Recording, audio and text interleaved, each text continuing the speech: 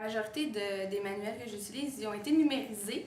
Donc, les élèves ont accès aux livres, dans le fond, sur leur ordinateur. Donc, ils peuvent prendre des notes directement sur leur ordinateur. S'il y a des mots qu'ils ne comprennent pas, ils peuvent les entendre avec leur programme WordQ qu'ils utilisent. Puis je pense que ça, c'est vraiment... surtout en anglais, parce que pour les dyslexiques, l'anglais, c'est la bête noire. Déjà, ils ont de la difficulté en français, d'aligner les mots comme il faut. En anglais, en plus, une nouvelle langue, différentes façons de prononcer les sons. C'est sûr que c'est beaucoup moins évident pour eux pour écrire et parler. Personnellement, par rapport à mon enseignement, moi, ça m'a pas vraiment fait... j'ai pas vraiment eu d'impression négative ou positive. J'étais un peu indifférente au fait si c'est un outil qui les aide à s'améliorer puis à fonctionner. J'ai aucun problème. C'était plus l'attitude que les autres dans la classe allaient avoir par rapport aux jeunes qui ont le droit d'utiliser un ordinateur pour les examens, pour le cours. Puis ils disent « Ah, ils vont aller sur Internet, ils vont aller sur Facebook, YouTube, puis tout ça. » Mais non, Internet est bloqué sur les ordinateurs durant les heures de classe, donc ils n'ont pas accès, c'est seulement un outil de travail pour ces élèves-là. Au début, on a bien sensibilisé les autres, on a dit ils ont besoin de ça pour fonctionner. Vous êtes chanceux, vous n'en avez pas besoin, mais pour qu'ils puissent fonctionner aussi bien que vous, on va leur permettre d'utiliser ces ordinateurs-là. Puis, je dirais à partir de la deuxième semaine de classe, c'est comme si les ordinateurs étaient non existants dans la classe, c'est vraiment sans problème. J'utilise beaucoup les ordinateurs aussi, donc c'est sûr qu'au début de l'année, ils sont pas trop sûrs comment ça fonctionne, ça prend plus de temps. Mais dans les groupes de CPF, par exemple, vu que c'est des plus petites classes, j'ai plus de temps pour m'attarder à eux, faire plus du 1 pour 1. Je fais des exercices en sous-groupe, donc je m'assure de mettre une personne qui a plus de facilité en anglais avec un élève dyslexique. Donc ils peuvent non seulement apprendre avec leur ordinateur, mais en se faisant l'oreille de quelqu'un qui parle mieux anglais. Donc ça, je pense que ça les aide beaucoup là-dessus. C'est sûr que c'est plus de préparation, numériser, être à date, toujours s'assurer que l'élève ait les documents requis. Mais si c'est ça qu'il faut, il n'y a aucun problème, on va prendre le temps pour le faire. On a même suivi une formation sur comment utiliser WordQ. Donc, tous les enseignants en anglais ici, on s'est assis avec l'orthopédagogue, avec Mère Danielle, pour, dans le fond, essayer nous-mêmes WordQ pour voir un peu ce que les élèves dyslexiques ressentent quand ils utilisent ça, comment ça les aide. Comme ça, on peut mieux comprendre, dans le fond, ou donner comme des indices pour eux, spécifiques à eux, qui vont les aider à comprendre la matière qu'on est en train de passer. Donc, si ils disent « Ah, écrivez-le dans votre ordinateur, faites-le prononcer, répétez-le », c'est sûr que si j'avais pas suivi cette formation-là, j'aurais pas su. Donc ça l'a beaucoup aidé pour mieux comprendre comment il fonctionne avec l'ordinateur. C'est leur outil de travail, autant qu'un élève régulier va utiliser un papier, un crayon pour prendre ses notes.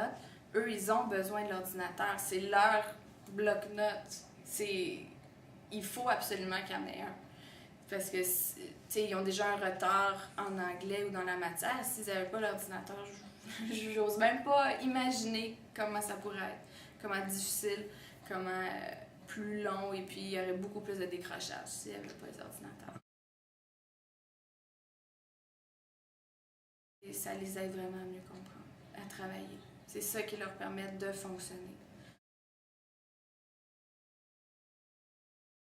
On regarde le programme WordQ en tant que tel, c'est pas du tout l'ordinateur qui travaille à la place de l'élève. C'est l'élève qui doit lui-même aller sélectionner les mots qu'il ne comprend pas. S'il a mal écrit, oui, l'ordinateur va l'aider à replacer les lettres dans le bon ordre dans le mot, mais ça prend beaucoup de travail de la part de l'élève pour faire fonctionner le programme, puis pour être à date dans les travaux qu'on demande. Donc moi, je pense pas du tout que c'est l'ordinateur qui fait le travail à la place de l'élève.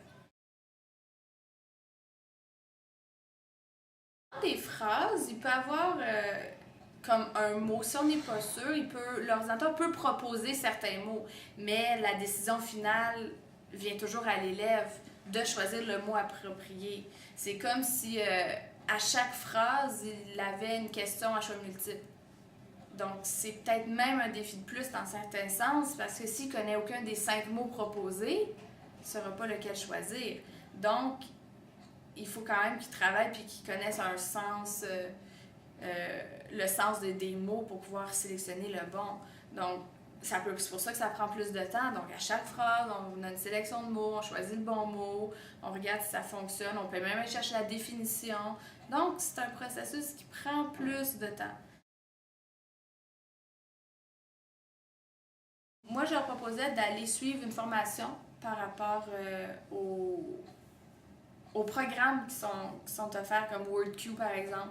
Donc, si l'enseignante elle-même connaît plus le matériel avec lequel les élèves fonctionnent, ça peut lui donner une bonne idée de est-ce que c'est approprié pour qu'est-ce que je fais en classe, est-ce que c'est possible de faire ou de numériser ce que moi je fais, parce que si on ne le sait pas, c'est quand on ne sait pas qu'on n'ose pas essayer. Donc, suivre une formation, il y en a plusieurs qui se donnent. Apprendre à fonctionner avec, se mettre dans la place de l'élève dyslexique, ça, c'est pas évident si on n'a pas le problème en tant que tel, mais au moins d'avoir une petite vue de qu'est-ce que l'élève, comment on peut aider l'élève en se mettant à sa place.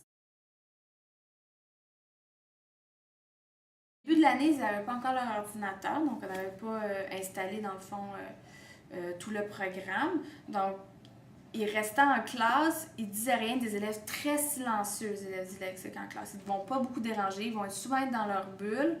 Et tout ce qu'ils faisaient au lieu de travailler, c'est qu'ils dessinaient. Ils faisaient semblant de faire quelque chose pour pas qu'on les réprimande, mais ils étaient incapables d'écrire un texte ou d'écrire certains mots dans leur cahier d'activité. Donc, puis dès que les ordinateurs sont arrivés, même si c'était pas des textes très très bien rédigés, ils travaillaient. Il y avait des phrases qui se créaient. Ils venaient plus me voir, dire Madame, ça, qu'est-ce que ça veut dire? Ils ont pris une estime de soi parce que là, ils étaient capables de fonctionner. Ils étaient capables de se mettre au même niveau que les autres élèves dans la classe.